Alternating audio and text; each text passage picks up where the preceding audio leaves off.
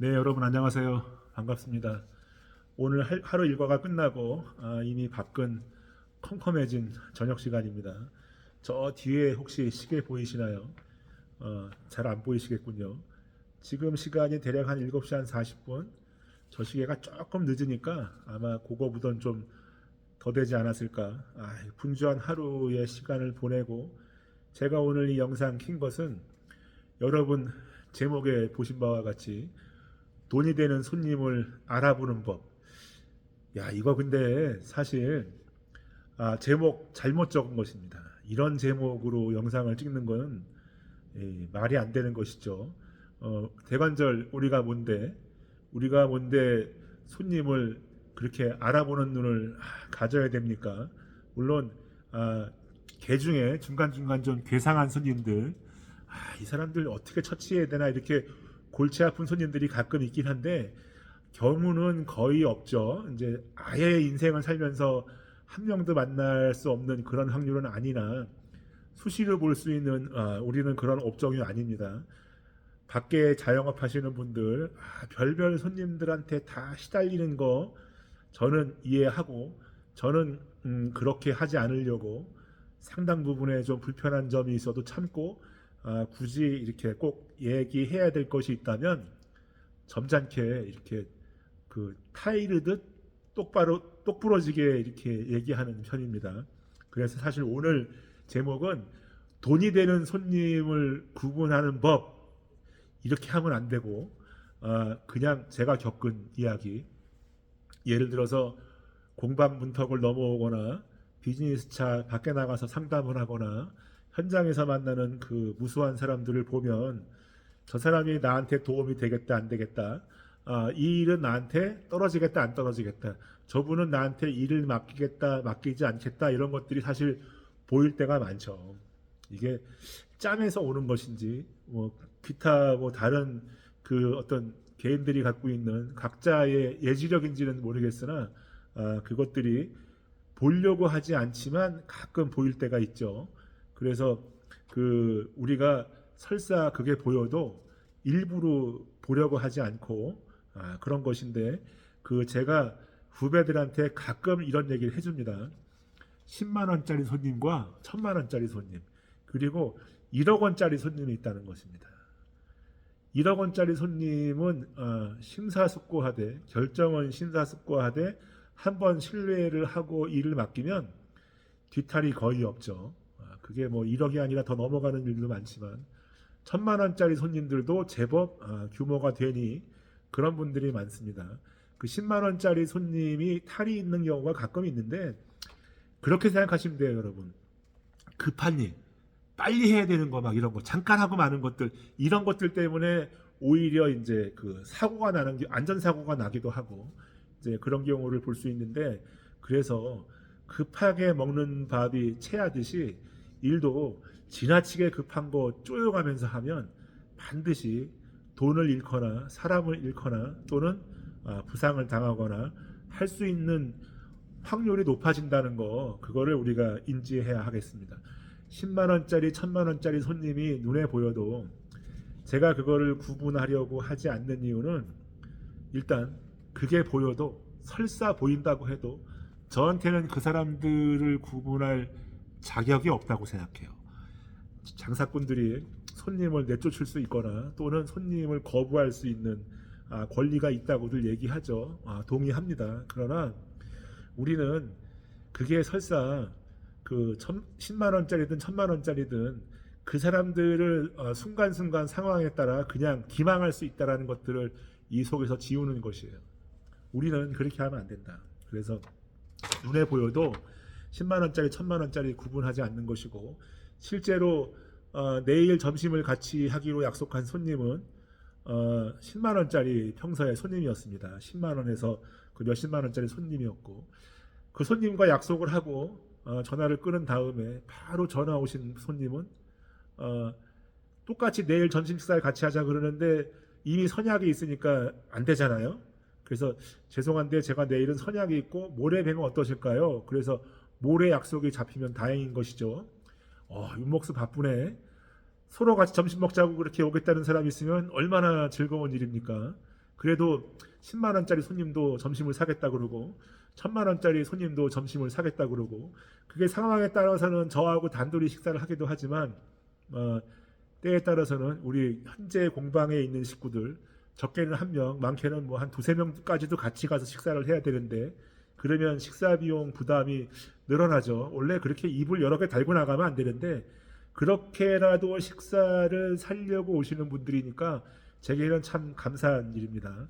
10만 원짜리 손님, 그 다음 날 만나기로 한 1000만 원짜리 손님, 사실 제가 그분한테 양해를 구하고 제가 10만 원짜리 손님한테 양해를 구하고 제가 내일 1000만 원짜리 손님과 약속이 있으니 이렇게 얘기하면 안 되겠죠. 그냥 사정상 우리가 다음에 뵀으면 좋겠습니다. 이렇게 하고 급한 저를 빨리 만나고 싶어하는 일 얘기를 빨리 하고 싶어하는 진행 속도를 좀 내고 싶어하는 1000만 원짜리 손님을 만나는 게 좋겠죠. 글쎄 그렇게 생각하고 그렇게 하는 분들을 제가 많이 봐왔고 그분들한테 뭐라고 할 생각은 없고 그분들 생각도 그렇게 나름대로 당위성이 있다, 옳다 이렇게 얘기할 수 있겠어요. 하지만 저는 그러지 않았습니다.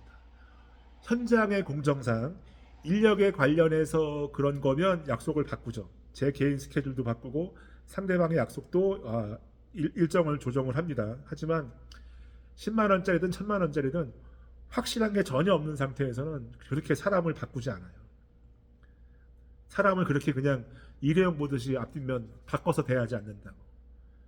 그게 천성인가 싶기도 하고 비즈니스적으로 보면은 좀 인생을 좀 잘못 산 거 아닌가. 이 좀 이렇게 뭐라 그럴까요? 뱀처럼 이렇게 쥐처럼 이렇게 얕게 살아야 되는데 글쎄 뱀하고 쥐가 약은지는 잘 모르겠네. 옛날에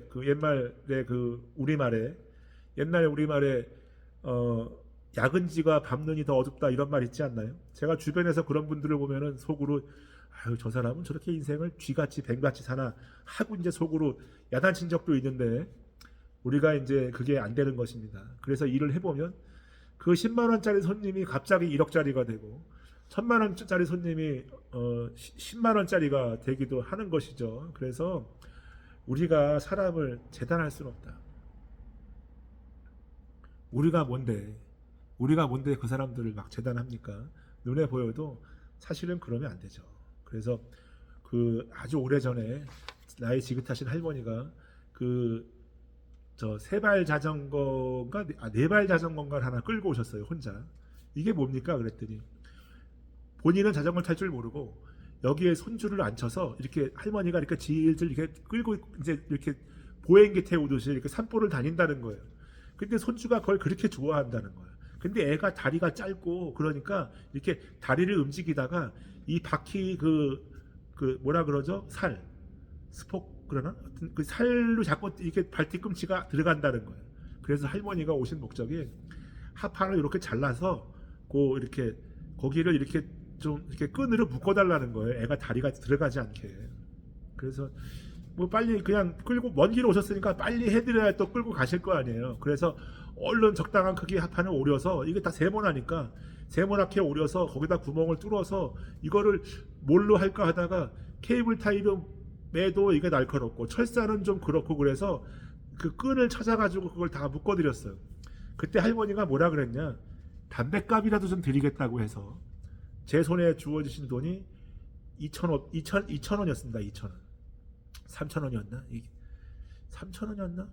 그때 담배값으로 그때 기억이 났었는데 아무튼 2,000원이든 3,000원이든 큰 돈이 아니죠. 저한테는 어쨌든 그렇게 오랫동안 말씀을 들어주고 이렇게 나무를 작업한 시간이 있는데, 그리고 우리 목수들 일하면 기본 요금이 있지 않습니까? 그냥 아무것도 안 하고 그냥 구멍만 한번 푹 뚫어도 기본 요금 뭐 10,000원, 30,000원, 50,000원 이렇게 올라가는데, 근데 그거를 그 꼬깃꼬깃한 1,000원짜리를 손에 쥐어주시는 걸 이렇게 받고 아무 말도 안 했어요. 차라리 그 3,000원 받지 말지. 그냥 보내지.